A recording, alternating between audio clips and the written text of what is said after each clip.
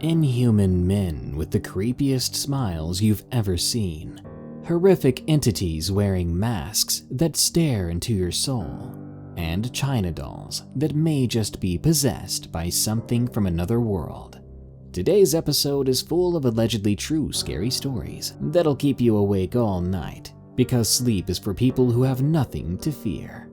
Enjoy these stories.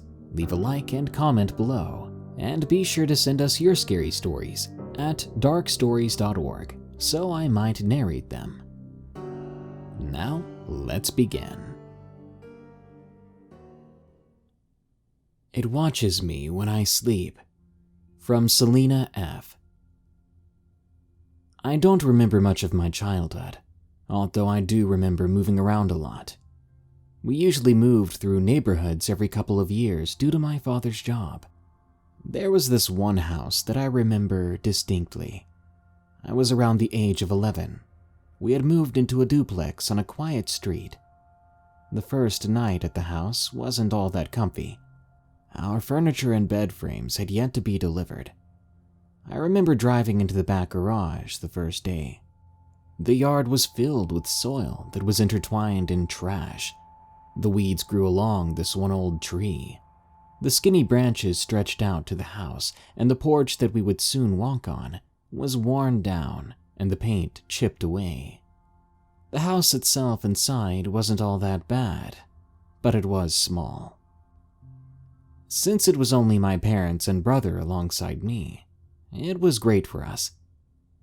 As I walked around the house, the floorboards would creak. I glanced through the empty rooms. As I came to the end of the living room, I noticed a long flight of stairs, which led to the upstairs, I assumed. I stood at the bottom staring up at the weak light bulb toward the top. Later that night, I came to find out my room would be the first door at the top of the stairway. My parents set up my mattress on the floor with a blanket and some pillows. My 4-year-old brother had also shared the room with me, but his things hadn't yet arrived. I remember getting ready for bed that night. My parents were settling in down the hall, and my brother was on the floor playing with his toys. After some time, my mother came into the room and tucked us in. She kissed us both on the head, telling us to go to bed. My brother had been lying on the top of the mattress closest to the door, and I had been lying down towards his feet nearest the wall. It didn't take long for me to fall asleep, but that didn't last long. Throughout the night, I kept falling in and out of sleep. Each time I would sit up with blurred vision, only to fall back into my pillow within the next few seconds. Throughout each time, my brother had remained asleep. I remember waking up once more. I had sat up in my bed, one arm supported me while the other hand was rubbing my eye. My vision was once again blurred. I looked over to the doorway, and I immediately froze. A cold shiver shifted through my whole body. As my vision cleared, the outline of a man appeared in the doorway. I rubbed my eyes once more to be sure I wasn't imagining this, but as I looked over again, nothing had changed. It was a man. His hands were in his pockets. He seemed almost casual. But as my eyes traveled up his long body, I soon became frightened at the sight of his face. The figure had been wearing some sort of wool bag over his head. There were dark holes in place of his eyes. He wore a long grin which had been sewn into the mask. Blood dripped down this smile. I realized he had not been looking at me, but was staring at my sleeping brother. As all this was happening, my body remained still. I tried to scream, tried to yell for my parents, but no sound came out. I considered running, but it was standing in the doorway. It felt like hours before I finally moved. Soon I turned over to face the wall, but I did so slowly. I stared at the blank wall as my body was trembling. Tears drizzled to the side of my face and met my ear. Somehow, through all this, I managed to fall asleep. and when I woke up, everything seemed normal. I was still startled.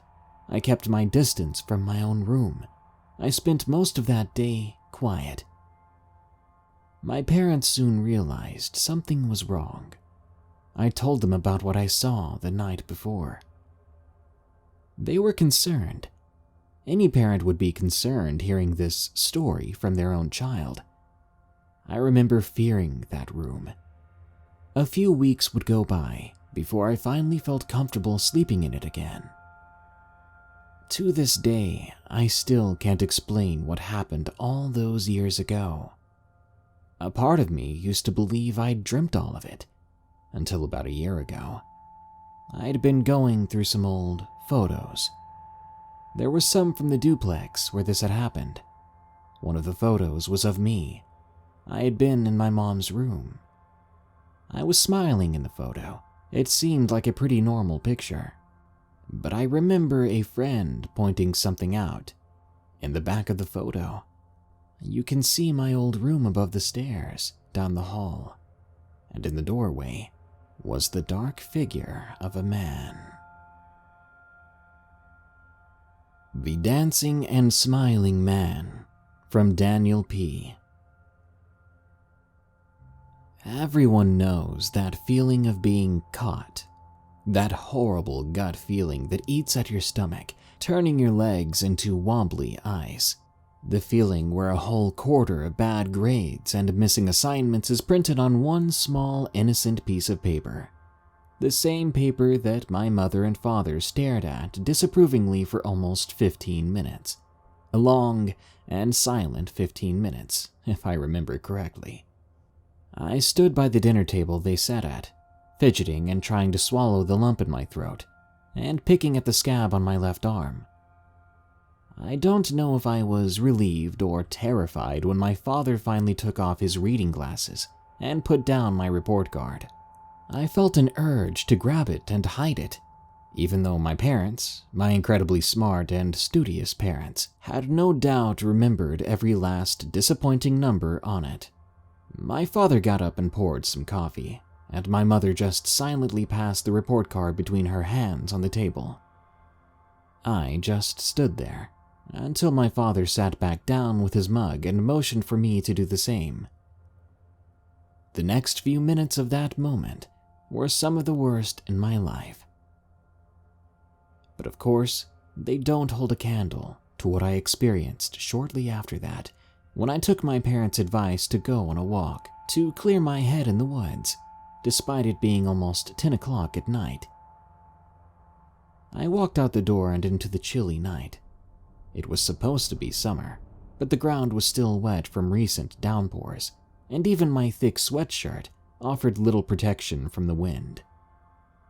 My mind was heavy with guilt and shame, feelings I'm sure showed in my hunched shoulders and slow, dejected stride. The thought that I had failed my first year of high school weighed on my thoughts. I couldn't escape the feeling in my stomach, nor could I swallow that persistent lump in my throat. I neared the entrance of the woods. I could hear the laughing of older kids around me, kids who were celebrating the end of their school year, kids who finished school strong that year, or who had parents that didn't care about their grades. It only added to my misery as I walked absent-mindedly onto the forest trail. It was stupid, really, how I got lost that night. My juvenile teen boy feeling surged at once, and I ran much further than I would have, even in the light of day. The only thing that kept me from stopping was the light of a nearby house to my left. I figured if I got too lost, I could just yell for help in that direction. So I kept running until I tripped on a root and fell to the ground in an angry grunt. I sat up and threw some pebbles to the ground. When I looked toward the ground, I saw that they weren't entangled in roots. They were entangled in wire, black electrical cords that snaked from tree to tree, sometimes ending in being joined by a plug to another cord. I could only guess they led to the houses to my left. I sat there for some time staring at the cords.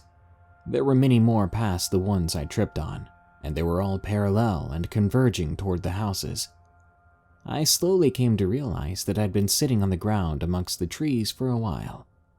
No one was around, and I heard no voices, which was odd, because the lights from the houses looked to be only 20 yards away.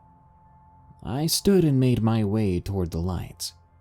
As I got closer, they looked less and less like lights from houses. They were light blue and filled the forest. My heart began to pound as I realized they were in fact in the middle of the forest, not at the edge of it as I had imagined, meaning I was very, very lost. There were about 50 of the lights, each about the size and shape of a phone, nailed or stuck to trees. They created a circular pattern, all pointing towards one central object, the silhouette of a person. I don't think there's a way to describe the jolt of fear and adrenaline that quickly overwhelmed my body. If I were to try to describe it, I'd say it was like all the fluid in your body leaping up to your throat. If it wasn't so terrifying, I'd say the scene would have been mesmerizing. All those glowing objects surrounding a tall figure who appeared to be standing in the pale blue light. The black cord snaked around the trees, plugged into the lights, which seemed to be trail cams filming the man. It was so eerie and serene at the same time. That's when I heard music. A violin that filled the woods with ambience I thought could only be achieved in a studio. Then drums came in, creating a surprisingly upbeat song.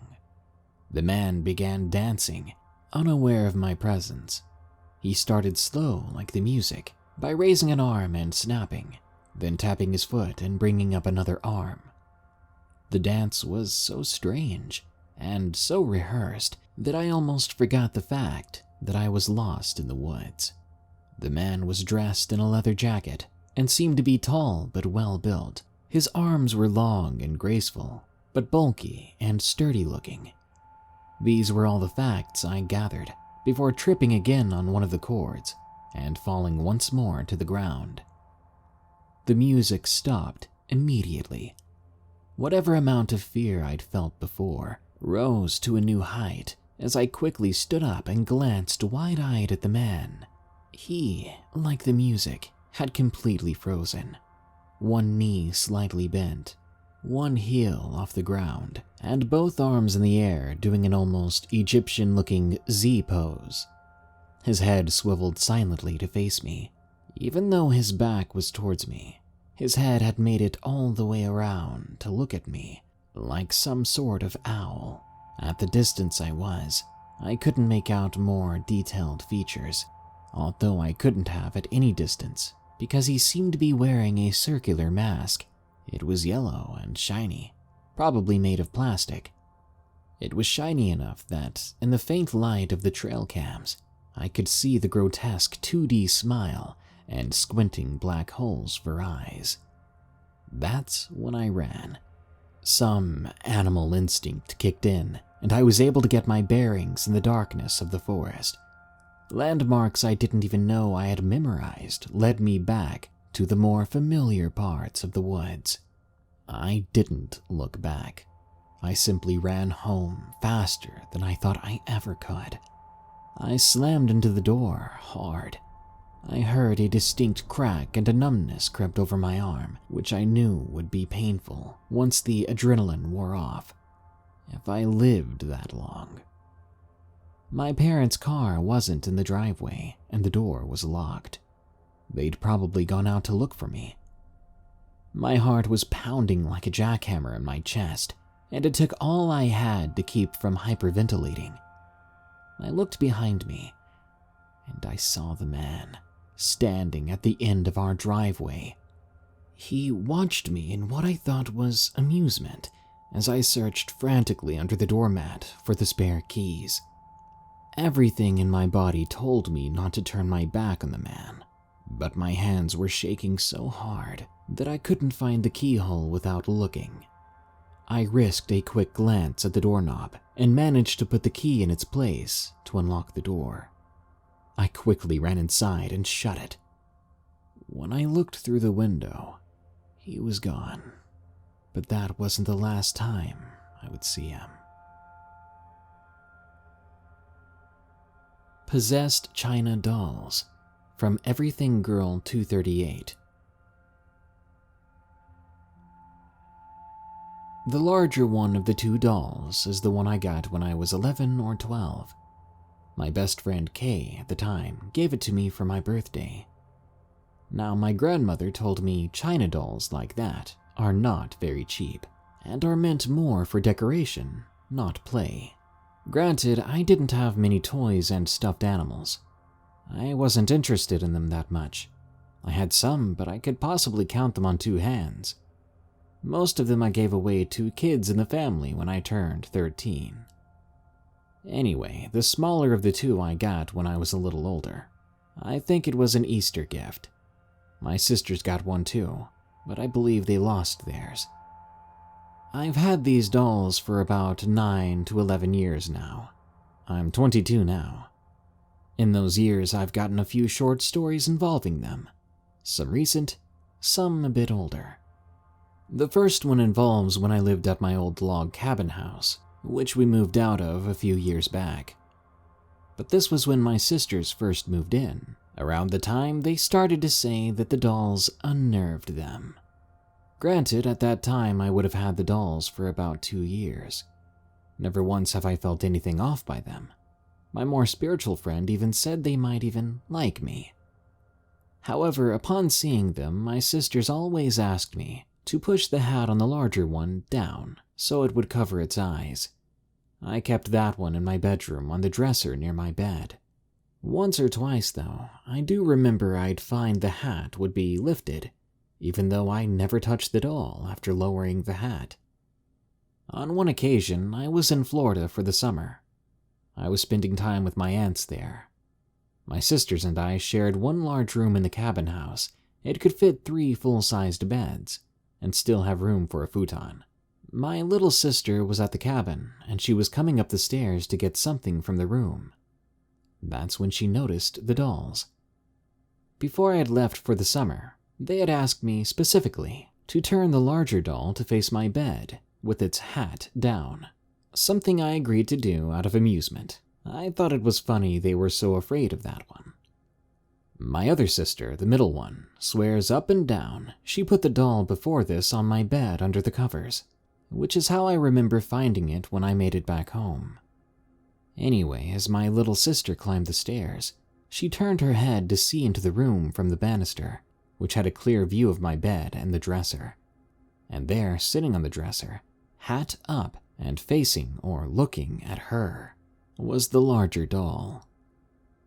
Needless to say, my sister didn't get what she needed, instead bolting back down the stairs.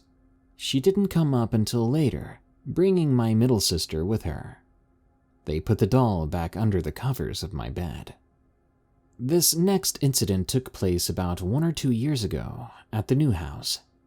I was away at college when my grandmother woke up, hearing knocking sounds from my room. She said they sounded like someone taking their fist and banging it on the wood. My dolls are on a wooden bookshelf nearest to the door, and there's a wooden box near them. My grandmother thought it was coming from my mini fridge, but once she got into the room, the sound just stopped.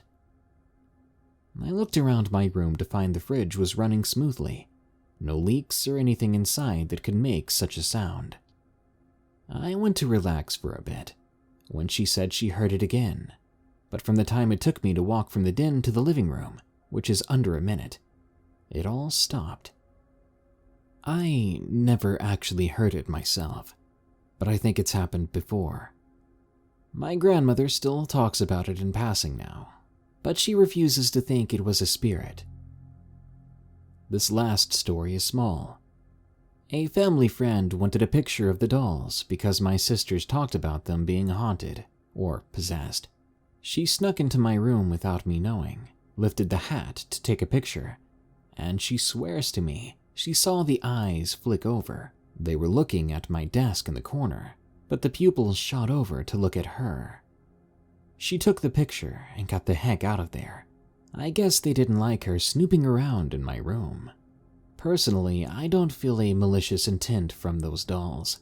They seem to like me, and I hope it stays that way. As long as I take care of them, maybe they won't seem to bother me. After all, you're never to break a China doll, lest the spirit inside takes it out on you. Scary hide-and-seek story from DCam78. This happened to me when I was about 10 years old. I'm in my 30s now. Bear with me as some of the details may be a bit foggy. I was spending the weekend at my best friend Ben's house. Friday and Saturday, Ben's parents were going to be out late, which meant Ben and I would have the whole house to ourselves. Friday after school, Ben's father picked us up, and we went to the video store to rent some scary movies. Then we went to 7-Eleven to get some junk food for the night. We had just finished watching Scream 2, and we were about to watch The Wishmaster, when Ben turned to me and said, "Let's do something else." I remember it raining that night, and Ben's parents told us not to play out front, stay in the backyard. Well, that's exactly what we did. Ben and I loved to play hide-and-seek in his backyard. After all, it was like a maze back there, with low-hanging lemon trees and a couple of paved walkways leading to the garage, and one leading to the back shed, where Ben kept his pet iguana. Paper, rock, scissors, and Ben was the seeker, so I went to go hide. Ben would count by the back door and would start seeking after counting to 50. Then, if I could make it back to the back door, which we called home free, then Ben would lose that round. Ben began to count. I ran through the pouring rain to the back of the shed, where I knew he wouldn't find me. I heard him yell, "Ready or not, here I come." I knelt down as much as I could, listening for him to get near, so I could run up to the porch and be home free. I could see the porch from there, but I couldn't see anything to the side of me. A few seconds later, I heard him walking through leaves on the other side of the shed. The rain was now pouring. I knew he couldn't see me, it was way too dark by then. He got really close to the shed to the side of me, where I couldn't see. He then stopped. I thought to myself, what's he doing? He's probably going to try and scare me, I thought. Then I heard some kind of bag rustling around, accompanied by heavy breathing. I stood up when I heard Ben shout out, "I give up, man. Let's go back in, it's too rainy." That's when I saw Ben. He was back at the porch. Without hesitation, I darted out as fast as I could from behind the shed. I heard someone laughing as I ran toward the back porch. I ran up the steps, running past Ben, yelling, "Hurry, get in the house!" We ran inside. I locked the door, and I told Ben, "Hey, when you were looking for me, did you walk toward the back of the shed?" Ben looked confused and responded, "No, it was too muddy over there." "I was hiding. I heard you walking around toward the back of the shed." "No, couldn't have been me." But someone was over there. I heard someone walking around the same time you said you wanted to go back inside." "Whoa, let's go see who it is then. Might be my sister trying to prank us." I was beginning to doubt what I heard. Maybe I was in denial because I was so scared at the thought that someone strange was out there. But I agreed, and we began to walk back toward the shed. Ben switched on a light by the back shed. We didn't see anything. We walked around the back of the shed and still nothing. As we came back to the front of the shed, Ben noticed footprints in the mud. "Looks like boots. Someone's definitely been here recently," Ben said. Then he said look and pointed to the doorway that led to the back alley. "Why's that open?" There was a back alley that separated the house, and each one had an entrance. "What the heck? My dad keeps this locked with a padlock, but I don't see the padlock anywhere." Ben exclaimed, a bit frustrated.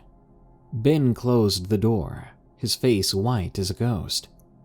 "I want to go home," I said as I backed up and nearly tripped over a backpack lying on the ground. "Whose is this?" I asked. "I don't know," Ben said as he approached me. We opened it up, finding dirty clothes, a toothbrush, a comb, some prescription meds, a couple syringes, a bunch of credit cards, and a kitchen knife.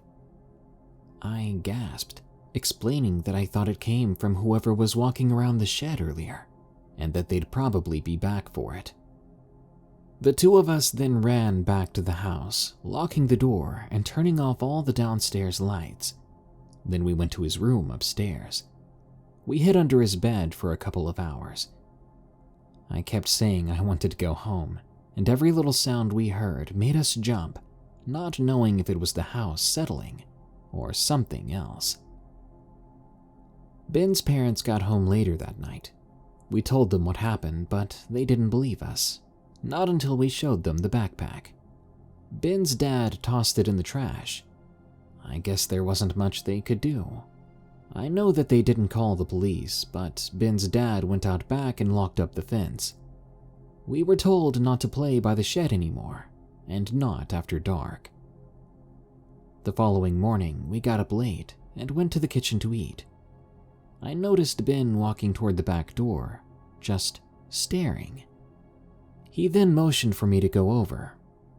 I walked over and we both stared at these muddy boot prints leading to the back door. Childhood Phantom from Wicked Wendigo. This is an experience I've wanted to share for some time now. With the Rona and employment layoffs affecting me personally, I now have the time to share. This is my story. I'm a 23-year-old guy, but I was very young when this took place. In fact, it's one of my earliest memories. It is still very clear and vivid in my mind, even 18 years later.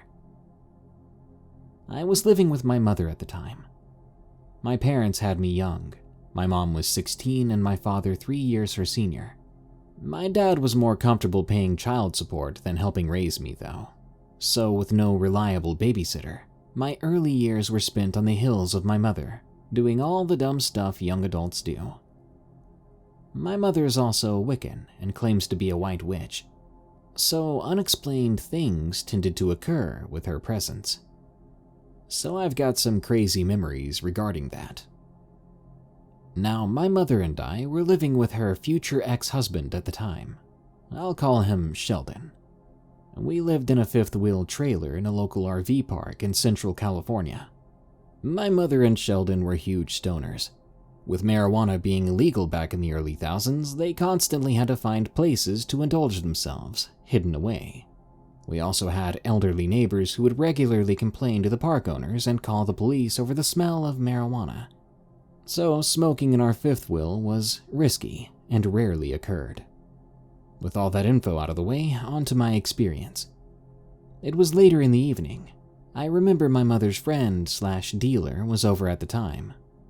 The three adults were chatting away in the back bedroom. I was on the living room floor in front of our small TV. I was oblivious to the world around me. When my mother's friend was over, it usually meant one thing. We would soon be leaving to walk to some random place, so they could smoke without fear of nosy neighbors or police. I didn't mind usually. I would just play with my big yellow Tonka truck, being as loud as I could. Sometime later, they came out of the back room. My mother mentioned that she wanted to go smoke.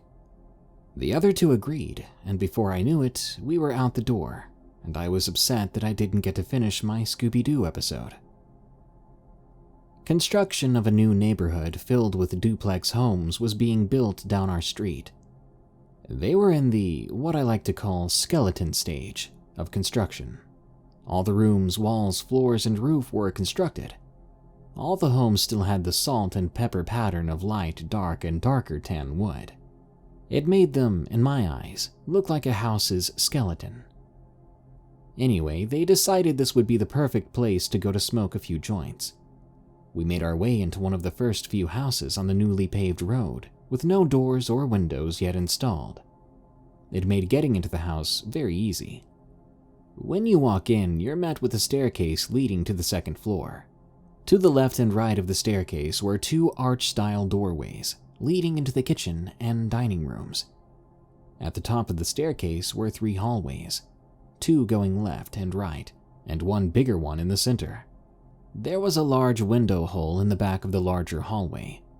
I could see the colorful dark sky clearly from it. This is important later. The 3 of them went upstairs and down the right hallway into one of the bedrooms. My mother told me she'd be right back, and that I needed to stay right where I was, at the bottom of the staircase, playing with my Tonka truck. I agreed, too busy to care as I was already gathering sawdust in the back of my Tonka. At this point, dusk had hit. There was still enough light to see, but not enough light for me to comfortably venture off to gather more sawdust. Content with my already overflowing pile of sawdust, I sat down, starting to make all the loud beeping noises consistent with a 5-year-old Tonka truck driver. I can't remember how much time had passed, but I suddenly heard a scratching noise coming from the left arch doorway. Scared of everything that my 5-year-old mind could conjure, I stayed put, pretending not to hear the increasingly louder scratching. I instead increased my own beeping noises to overpower that noise. After some time, the scratching stopped. Suddenly, a small piece of wood began tumbling down the stairs. Reluctantly, I slowly turned my head to the top of the stairs. I'm getting goosebumps just thinking about this memory. At the top of those stairs, I saw a very dark mass. When I say dark, I mean dark enough to completely block my view of the large window hole mentioned earlier. It had large, red, piercing eyes. Those eyes remind me of the Reaper character on the cover of the Disturbed album, 10,000 Fists, if anyone is familiar with it. Anyway, the creature was very tall and wide. It didn't do much more than stand there staring at me. I remember being frozen in place, unable to make a sound. I then went unconscious. Luckily, I think that's what saved me.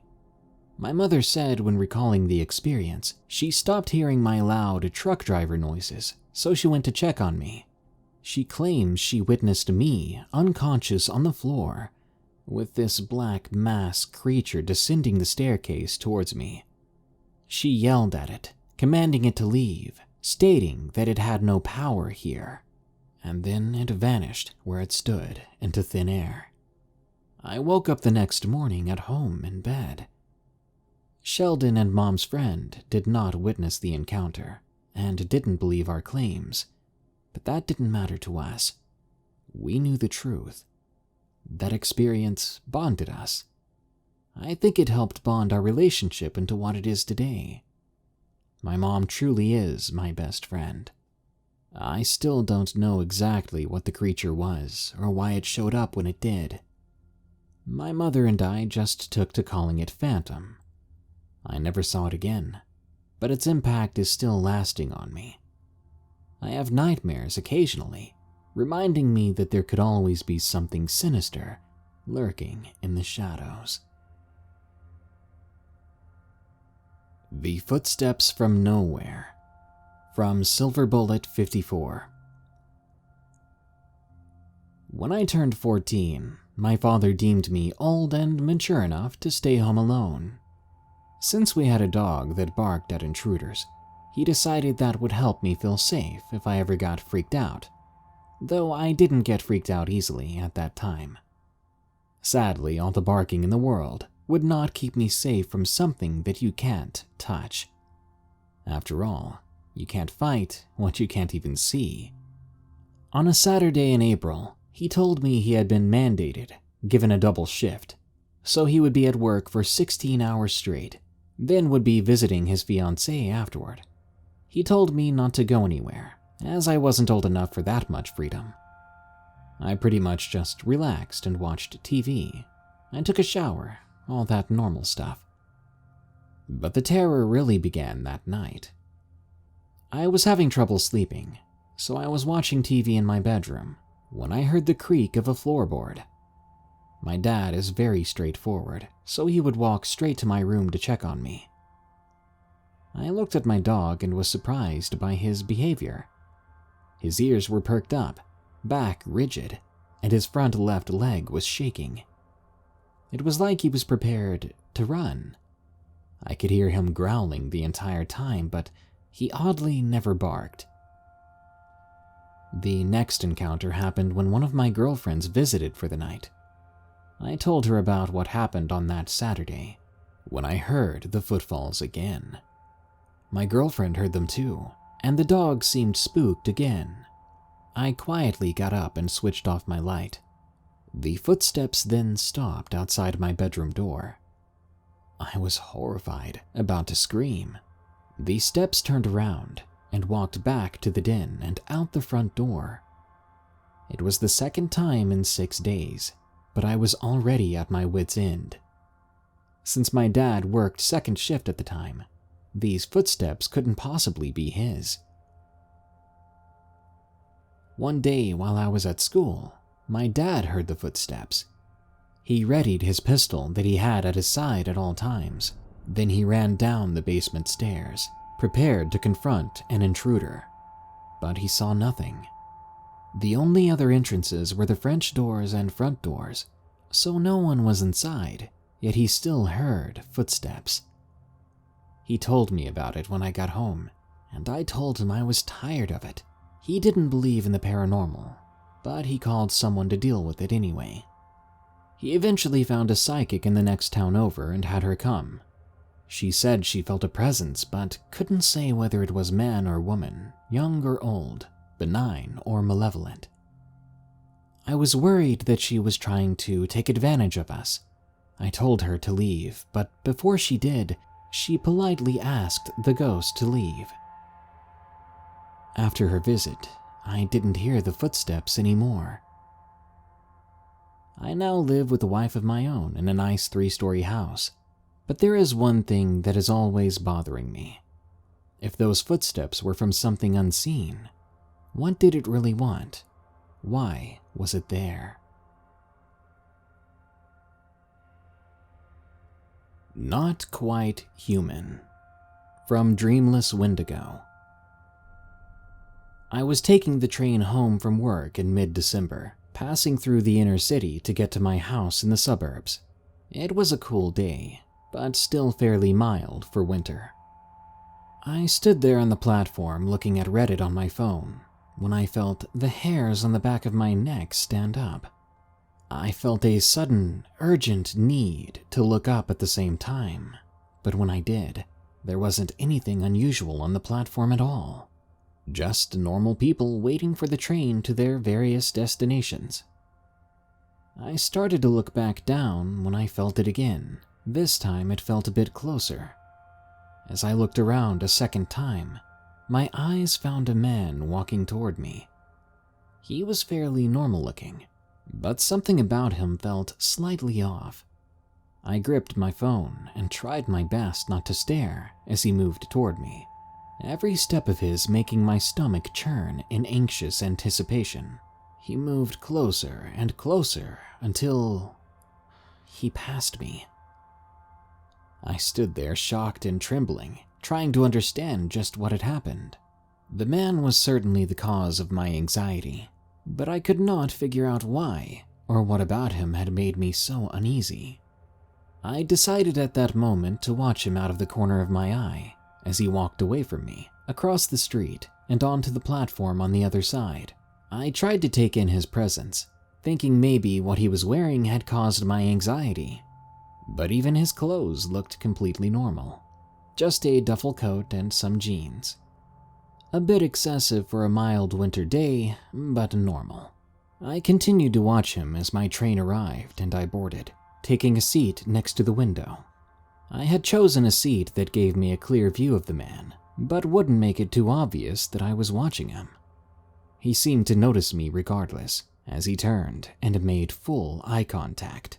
He smiled at me then, and for the briefest of moments, his face was all wrong. His mouth seemed too wide, his teeth just slightly too many and too sharp for a normal person's. His eyes appeared to flicker for just a second, blinking from green to red, then green again. My heart was pounding in my chest as I quickly looked away, reeling at what I'd seen. Had it been real, or just the imagination of an anxious mind? It was entirely possible, I thought, that he'd caught me staring and had just wanted me to stop, and my mind filled in the rest. However, a deeper part of me knew that that wasn't the case. The man was not right. Not quite a man at all, but something else. Something that terrified me before I'd even realized what it was. He continued to stare at me as the train pulled out of the station, that not quite right smile plastered on his face. It still scares me to think about it, but I don't think I'll ever tell anyone I know. After all, who would believe me?